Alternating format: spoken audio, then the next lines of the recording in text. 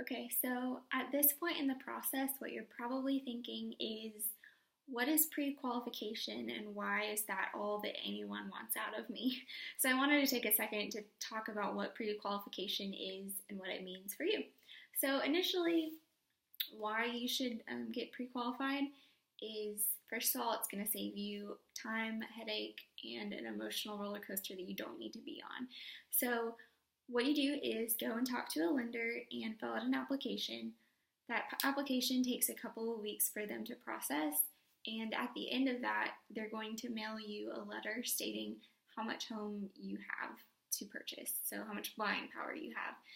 That's going to give us a budget, and so that's really important for us as well. But on top of that, that's a letter from the bank telling your seller that you're good for the amount that you put in. So if we went and looked at a $400,000 house before you gotten pre-qualified and then found out that you're only good for $350,000, you've now fallen in love with a home that you can't have, and that's absolutely what I don't want to happen.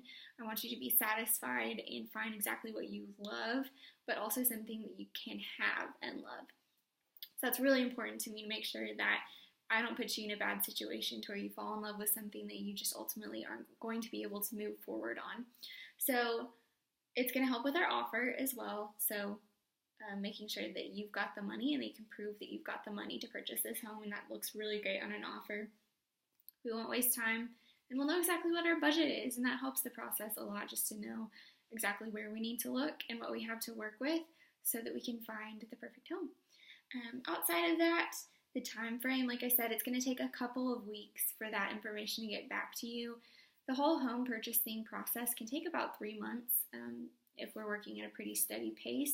And so if you don't get pre-qualified until you're just ready and rearing to go, it's going to slow down the process just a little bit. So I usually recommend people, whenever they are interested, first thinking about buying a home, just go talk to a lender, find out exactly what you're eligible for in terms of a loan, and then how much buying power you have.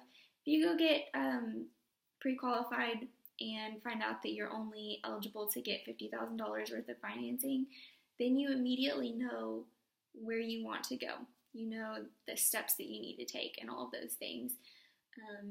It's not obligating you to move forward if you get pre-qualified, and that letter is usually good for somewhere around 90 days. So it gives you plenty of time to think over whether or not it's the right move for you, if you're ready. All those things to think about before you purchase a home, especially if it's your first home.